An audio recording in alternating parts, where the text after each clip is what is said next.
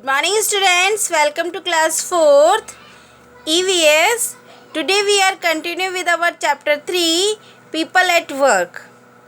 In today's class I explain you about uniform. What is the uniform? जब कोई people कोई special work करता है तो वो स्पेशल ड्रेस वियर करता है और अपने कलीग्स के साथ, अपने स्टाफ के साथ उनके जैसा दिखाई देता है, तो एक ग्रुप बन जाता है और उसको पहचानना बहुत इजी होता है। जैसे डॉक्टर की एक स्पेशल ड्रेस होती है, अपन भीड़ में भी डॉक्टर को पहचान सकते हैं कि ये डॉक्टर है। पुलिसमैन, बहुत भीड़ लगी हो तो भी हम पुलिसमैन को पहचान पाते हैं। क्यों? क्योंकि उनके पास उनकी एक स्पेशल यूनिफॉर्म होती है। डिफरेंट प्रोफेशंस में एक स्पेशल क्लोथ होते हैं, स्पेशल ड्रेस होती है, उसी को यूनिफॉर्म कहते हैं।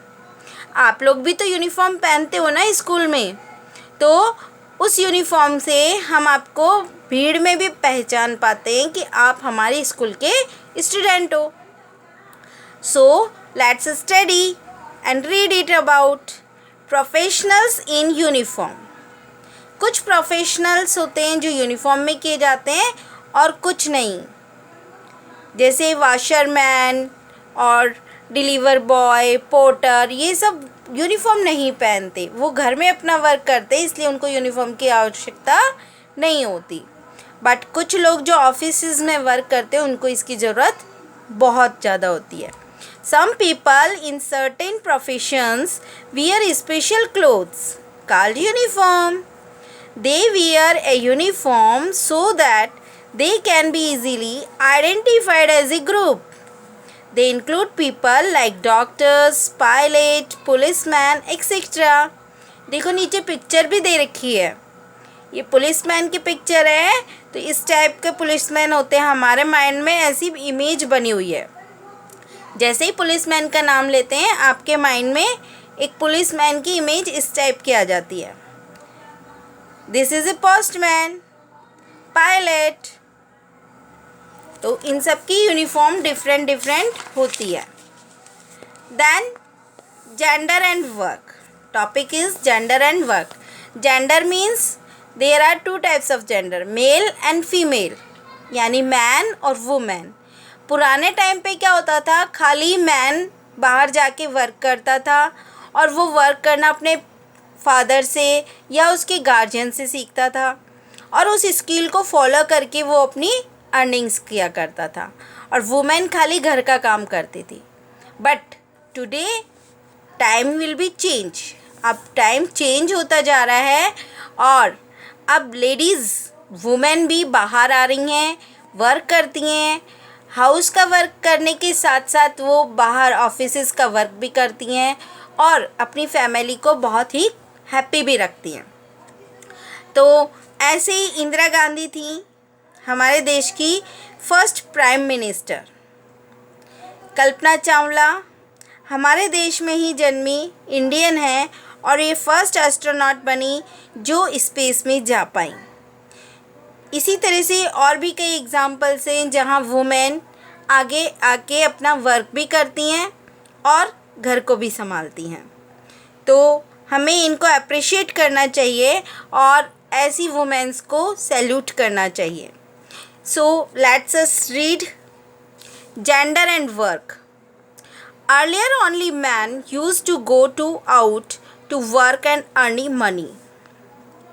They learned the required skills from their fathers. They started off at an early age. वो बचपन में ही अपना पापा का हेल्प करके और सीखते थे। By the time they grew up and they learned all the skills of their trade. वो सारे के सारे स्किल्स उस ट्रेड के बारे में समझ लेते थे। Women were supposed to do only on the household chores. और वुमेन्स और गर्ल्स को खाली घर के काम में ही लगा के रखा करते थे। But nowadays time have changed. Women are working as doctor, pilot, conductor and astronaut as well. देखो आपकी मैम भी तो एक लेडी है ना, वुमेन, वो भी आपके लिए वर्क करती हैं और घर का भी वर्क करती हैं। In our country, women have proven their capabilities in all the possible fields. Let us read about some of them. First one is Indira Gandhi. Indira Gandhi was the first woman Prime Minister of our country. She is. The next one is Kalpana Chawla. She is Kalpana Chawla. Kalpana Chawla was the first Indian born as woman astronaut to go into the space. For a long time, many jobs were seen as being too hard for the woman. But things have changed now. Women take up all the kinds of job these days.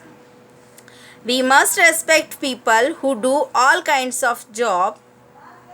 No job is inferior. The most dignified activity is hard work.